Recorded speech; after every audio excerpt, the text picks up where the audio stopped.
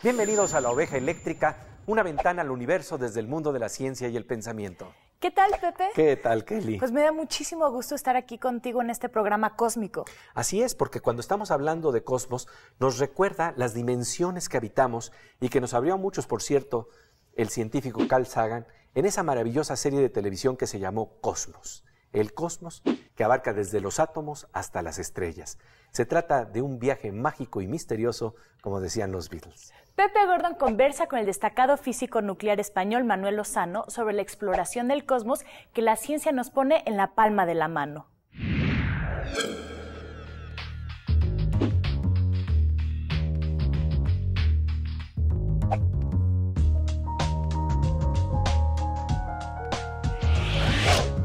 Manuel Lozano Leiva, muchísimas gracias por esta conversación para La Oveja Eléctrica. Gracias a ti por dedicar estos minutos y toda tu vida profesional, por lo visto, a la divulgación de la ciencia, que para nosotros es fundamental. Y precisamente hablando de la divulgación de la ciencia, bueno, tienes varios libros y entre otros este que se llama El cosmos en la palma de la mano, y tal parece que el mismo libro es tener el cosmos en la palma de la mano. Claro, eso es lo que he intentado, pero jugando con las dimensiones, ¿no? Cuando a una persona se le dicen que una galaxia tiene centenares de miles de millones de estrellas, pues se queda abrumada, ¿no? Entonces yo lo que hago, o las distancias, o lo que hago es reducirlas a una escala humana y cotidiana, de tal manera que las personas se puedan hacer una idea más concreta de lo que son los planetas, las estrellas, toda una galaxia y el universo en su conjunto, y después cómo se generó en un Big Bang y cuál es la posibilidad de que en alguno de esos planetas, de esas innumerables estrellas, pueda surgir la vida, ¿no? Sí, ese es el recorrido que haces en el libro y cómo nos cocinamos en las estrellas, ¿no? Eso era lo que me parecía que podía ser más interesante para las personas, ¿no?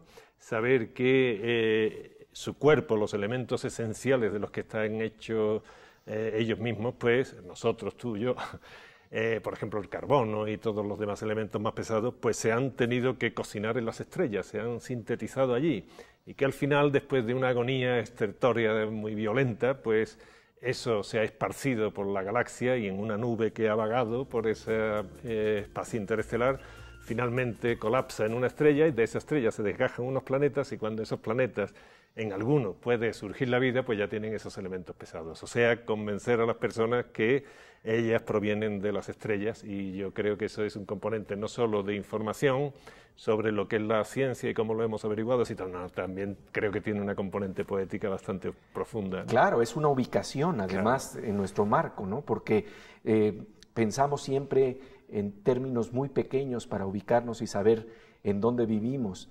Y realmente nuestra morada es cósmica cuando empezamos a tener esta dimensión. Porque una de las cosas bonitas y apasionantes, ¿no?, que tiene el ser humano es justo el haber podido tomar conciencia de esto, de que está viviendo. Los animales no la tienen, pero de su medio, de su ambiente y de la naturaleza, nosotros sí que tomamos esa conciencia. Pero muchas veces en la vida cotidiana se nos escapa, ¿no? Fíjate, por ejemplo, que las personas ya no están acostumbradas a ver el cielo nocturno por la contaminación lumínica de las ciudades, ¿no?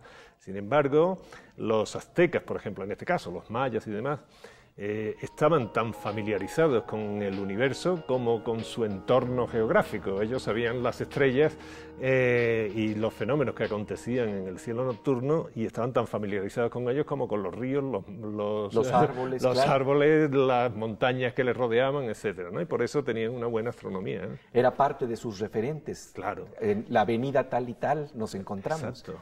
Y estamos viendo que en este momento está apareciendo esta estrella, ¿no? Pero nosotros ahora tenemos una conquista bastante importante con respecto a la otra, yo creo que decisiva, que es Internet. Claro, claro. Entonces, hoy día, afortunadamente, cualquier joven o cualquier persona se puede meter en Internet y en los grandes telescopios del mundo y ver casi en directo lo que se está explorando, y eso me parece una maravilla. A mí, cuando me preguntan algunas veces, mira, mi hijo tiene inquietudes sobre la astronomía y tal, ¿qué telescopio me recomiendas que le compre? Yo digo, ninguno.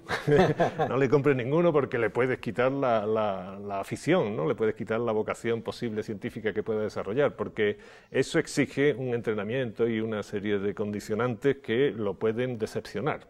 Así que yo lo que recomiendo es el uso de Internet, que es mucho más fascinante que todo ello. De hecho, es tener de alguna manera el cosmos en una laptop, no en la palma de tu mano, pero sí, digamos, en una laptop y asomarte a él de esta manera. De hecho, al final de tu libro das unas recomendaciones de ciertas ligas por medio de las cuales podemos asomarnos a mirar el cielo. Claro, muchas de ellas a lo mejor han desaparecido porque la red es muy viva, ¿no? Pero otras no, y seguro que las personas que quieran asomarse encontrarán unas maravillosas páginas sobre cómo exploramos el universo desde los grandes telescopios. El universo desde la pantalla de una laptop. No estaba en una esferita como la soñó Borges.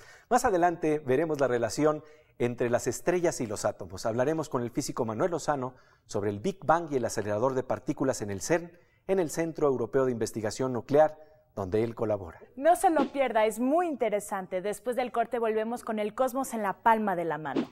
Pero antes vamos con nuestra compañera Silvina Espinosa de los Monteros y los supersabios del siglo XXI.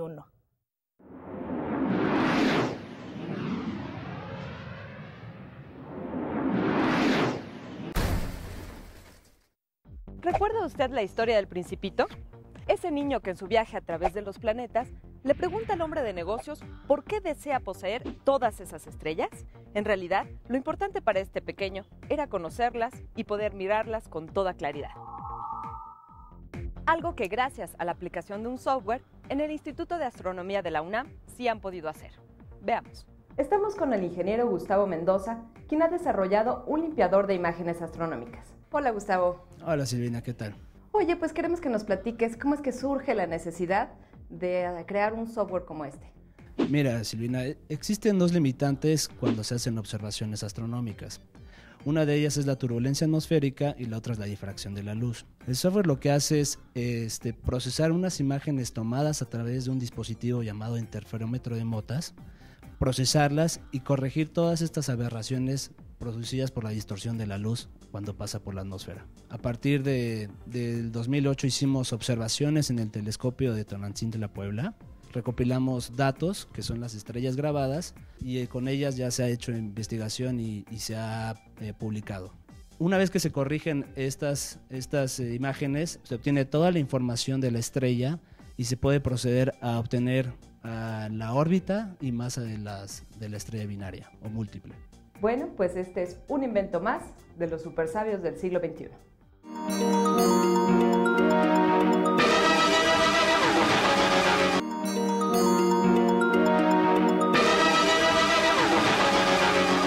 Estamos de regreso en La Oveja Eléctrica con el cosmos en la palma de la mano. Nuestro cuerpo está hecho de polvo de estrellas. Es una imagen bellísima, me encanta. Pepe Gordon conversa con el físico nuclear Manuel Lozano, colaborador del CERN, el Centro Europeo de Investigación Nuclear, sobre las dimensiones inimaginables que se descubren en la exploración del cosmos.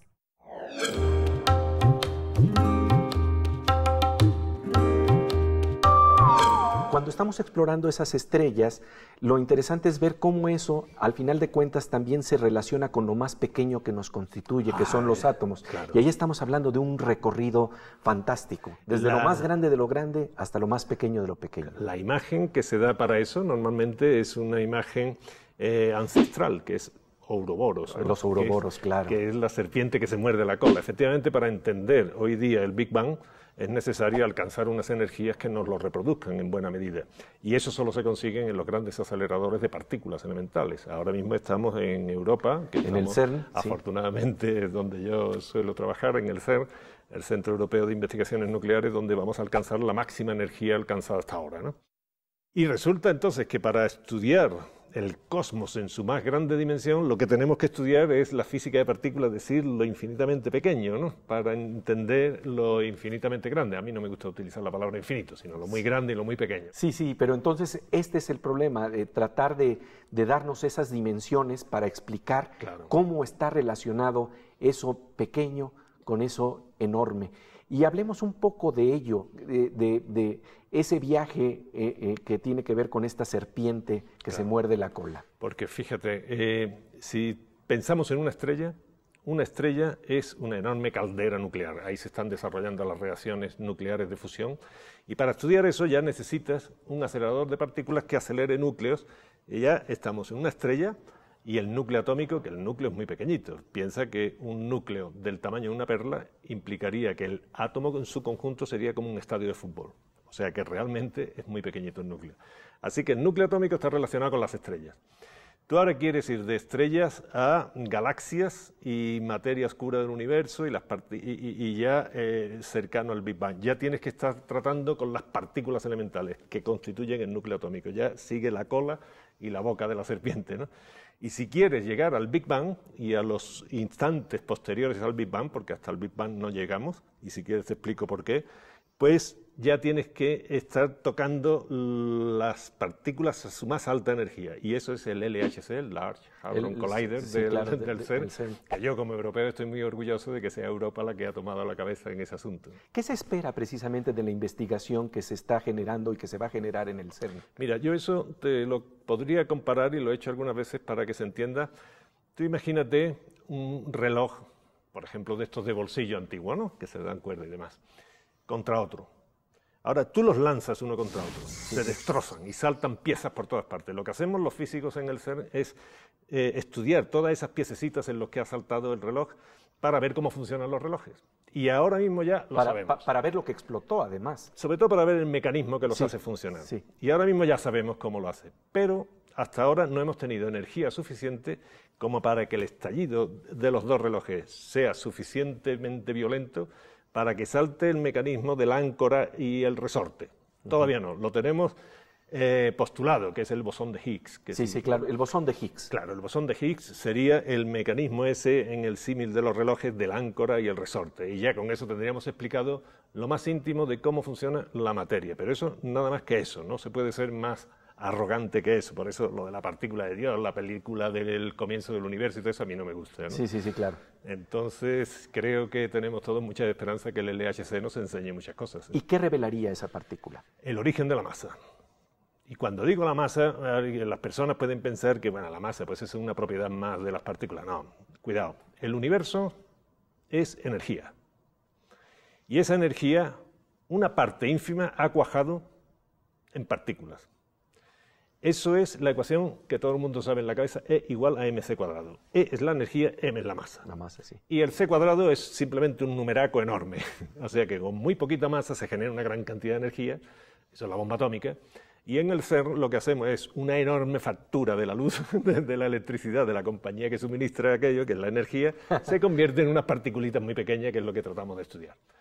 Entonces, si conseguimos con el LHC y el CERN encontrar cuál es el origen de la masa, estamos explicando cuál es el origen de la energía.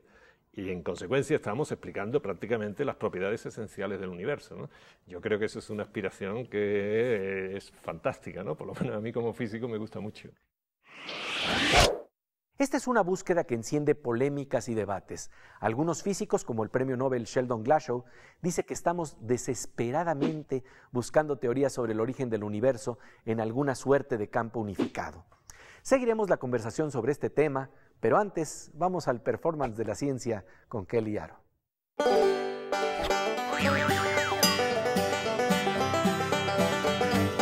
Pues querida Kelly, hemos estado viendo que estamos hechos de polvo de estrellas. Nuestros cuerpos están hechos de polvo de estrellas. Demuéstralo.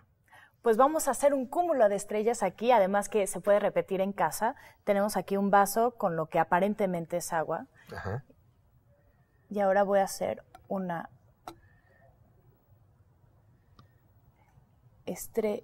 par de estrellas.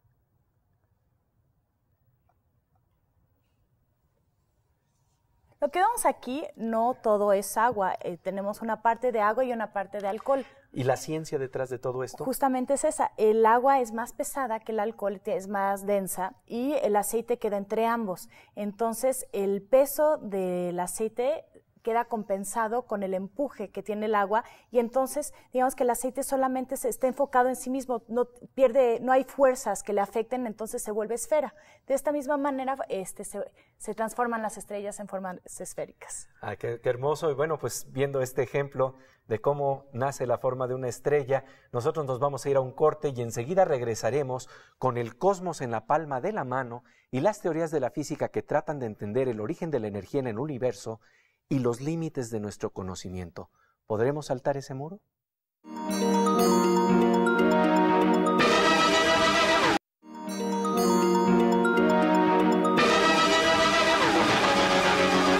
Estamos de regreso en La Oveja Eléctrica con el cosmos en la palma de la mano. ¿Qué es lo que nos puede revelar sobre el universo el acelerador de partículas del CERN, del Centro Europeo de Investigación Nuclear? ¿Se pueden unificar las fuerzas de la naturaleza que conocemos? ¿Cuáles son los pensamientos de vanguardia en estas escalas? Pepe Gordon conversa con el físico nuclear Manuel Lozano, colaborador del CERN en Ginebra.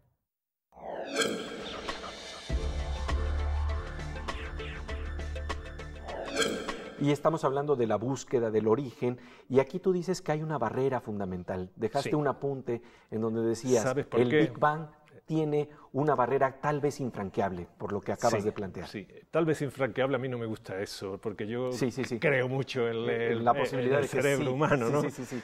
Pero realmente lo que ocurre es que de las 4 fuerzas de la naturaleza, las 2 nucleares, fuerza fuerte y débil. La que permite que el núcleo del átomo se sostenga como tal. Correcto, 100%. La fuerza fuerte. La débil, que es la radioactividad, el electromagnetismo, que es lo que nos permite hacer televisión y demás.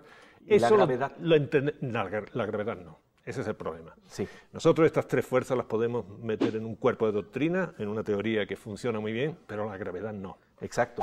Y por lo tanto... Que nos llevaría a una teoría del campo unificado. El campo unificado fue lo que pretendió Einstein al final, sí. Y no le funcionó. Después surgieron las cuerdas, después surgieron las supercuerdas, después surgieron las teorías M, después surgieron los brains, después las teorías M, las duales, y todavía no se ha conseguido. Esa es la barrera infranqueable, no infranqueable, sino es la barrera porque para explicar el instante anterior a 10 elevado a menos 34 segundos, que hasta ahí llegamos, ese origen, hasta que no consigamos la unificación de la gravitación con el resto de las fuerzas de la naturaleza, será imposible, y por ahora no lo hemos conseguido.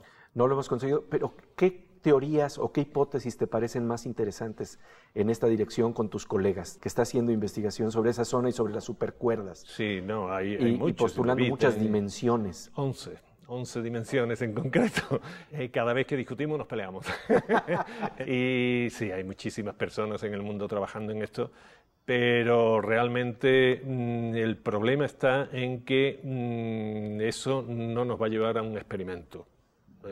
Hasta que no se lleve a un experimento, lo que estamos haciendo es especular. Y eso ya roza pues la matemática pura o la filosofía, y eso no es la física. Y los que nos gusta la física esencialmente, de todas formas ellos me dicen cuando nos peleamos, ellos lo que sí que dicen es que están a punto de plantear un experimento para confirmar alguna de estas teorías. ¿Cómo sería un experimento de esta índole? Con muchísima energía. Todavía mayor a la que se está jugando para la búsqueda de la partícula de Higgs. Mayor.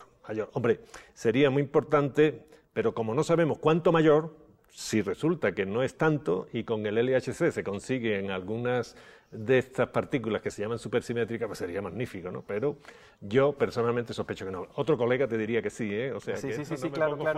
Y aquí estamos hablando de los acuerdos y desacuerdos en la ciencia, porque es algo móvil. Sí, pero dinámico. La ciencia tiene la ventaja de que al final tú tienes que proponer un demostrarlo con experimentos y proponerlo, y que otros colegas lo puedan reproducir. Claro. Entonces, a final de cuentas al final tenemos que hacer eso. Pero la especulación sí, y al diálogo y el pensamiento, ahí está. Ahí está. Por ejemplo, hay muchos colegas míos que están absolutamente convencidos, basado en cálculos, que el bosón de Higgs no se va a conseguir en el LHC.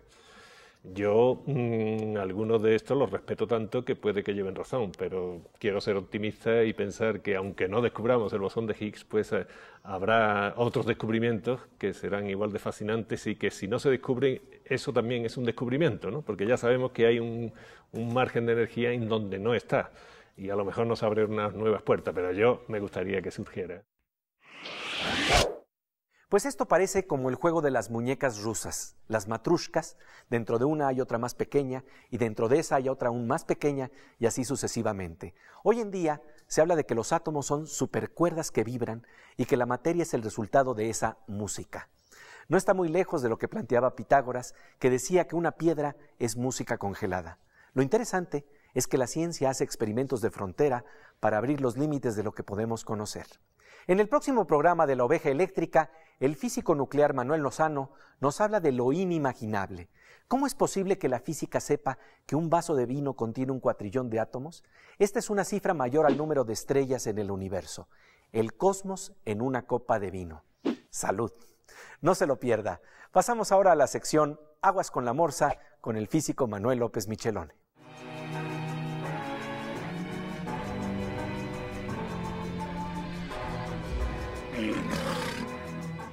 Pues querido Morsa, como siempre, bienvenido a La Oveja Eléctrica. Gracias, Pepe. Oye, pues el día de hoy hemos estado hablando de física teórica y a veces el desfase que hay entre la física teórica y los experimentos, es decir, entre las hipótesis y la posibilidad de verdad de probar de que eso está ahí físicamente existiendo.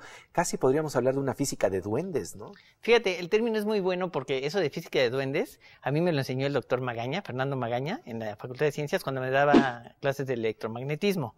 Ahí nos enseñaron las ecuaciones de Maxwell, en donde, bueno, es toda la electricidad y el magnetismo, que finalmente todas las ecuaciones se parecen. Yo diría que el magnetismo y la electricidad es casi lo mismo. Lo sorprendente está en que Dirac, por ejemplo, indicó que debería existir una partícula que llamaba el monopolo magnético, porque en las ecuaciones de Maxwell, en la parte de electricidad, existe la partícula eléctrica positiva y negativa por separado. Pero si tú te fijas en un imán, tú lo rompes en dos y no tienes un imán positivo y otro negativo. Tienes dos imanes. Ajá, ¿no? así es. Y los puedes volver a romper y tienes dos imanes, ¿no? Lo cual se me hace un poco sorprendente, ¿no? De hecho, eso sí me parece física de duendes. ¿Cómo es que pasan esas cosas? Ahora, Maxwell predijo que no podía existir un monopolo magnético, porque la divergencia del campo magnético es siempre cero. Pero no me voy a meter lo que es la divergencia porque no me acuerdo y no quiero saber. Pero no, la realidad de las cosas es que Maxwell propuso eso, pero llega Dirac años después y dice, no, sí puede existir. Y debe de existir. Y debe de existir y propone esa partícula. Entonces hay que sopesar quién tiene la razón. ¿Y qué experimentos se han hecho y qué es lo que ha pasado en esa área? Entonces lo que ha pasado es que, bueno, el monopolo no se ha encontrado, pero se ha puesto una gran alberca de no sé de qué material, o sea, no sé si es cloro o una cosa así, para tratar de capturar un monopolo magnético. Si no ha funcionado ahí, se han lanzado con satélites, con aparatos para tratar de detectar en la atmósfera terrestre o más allá si existe el monopolo magnético. Eso implicaría un montón de cosas, porque tener una partícula separada magnética norte y sur y no en pares implica un montón de cuestiones en física que hay que decir que vamos a hacer. La electricidad la tenemos positiva o negativa, ¿verdad? Y podemos hacer un montón de cosas con una o con la otra. Pero no con el magnetismo. Con el magnetismo no se puede. De hecho, si queremos hacer física de duendes, es muy fácil. Agarremos un magneto y pongámoslo en el refrigerador y se queda pegado. Explíquenme nada más cómo le hacen, ¿no? Pues como siempre, de verdad, te agradecemos mucho tu presencia aquí en La Oveja Eléctrica. Muchas gracias, Pepe. Con la física de los duendes. Y pasamos ahora a la sección Veo con Miriam Moscona.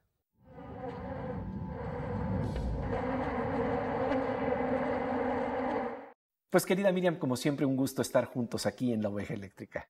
Y bueno, en todas partes precisamente podemos encontrar manifestaciones del universo maravillosas y asombrosas. El día de hoy hemos estado platicando aquí en La Oveja Eléctrica cuántos átomos caben en una copa de vino y realmente es asombroso lo que podemos encontrar. ¿Qué se nos revela cuando entramos a estas escalas diminutas, no necesariamente las de los átomos? Miriam? Ni la de los vinos, ¿verdad? Bueno, claro. Mira, hoy vamos a ver una imagen pequeña que además fue fabricada ex profeso para demostrar un proceso científico. Quiero imaginar que el New York Times y la Fundación para la Ciencia en Estados Unidos eligieron esta imagen para reconocerla como un primer lugar, también por el mérito de haber sido fabricada. Mira, no sé si tú te acuerdas de esta imagen de un globo terráqueo sostenido por unas manos. Claro que sí, era un icono ecologista. Exactamente. Esto no tiene que ver nada con la ecología, pero ahorita que la veas, piensa en volvámonos verdes. Fibras minúsculas de plástico, cada una con un diámetro de 250 nanómetros, envuelven espontáneamente una pelota de plástico cuando fueron inmersas en un líquido que se evaporaba. Esta foto demuestra una nueva manera de controlar el autoensamblaje de pelos de polímero. La imagen se produjo con un microscopio electrónico y los colores fueron mejorados digitalmente. Esta imagen obtuvo el primer lugar en la disciplina de fotografía convocada por el periódico New York Times. Las empresas de cosmética, especialmente las que pretenden solucionar o mejorar el problema de la calvicie, estarán encantadas con el experimento. Con la mosca eléctrica con Miriam Moscona, llegamos al final de esta emisión que nos presenta la vanguardia del pensamiento en la ciencia, aquí en La Oveja Eléctrica. Los esperamos la próxima semana en una aventura científica más, aquí, en Canal 22. Nos encontramos con el físico nuclear Manuel Lozano Leiva para hablar del cosmos en la palma de la mano.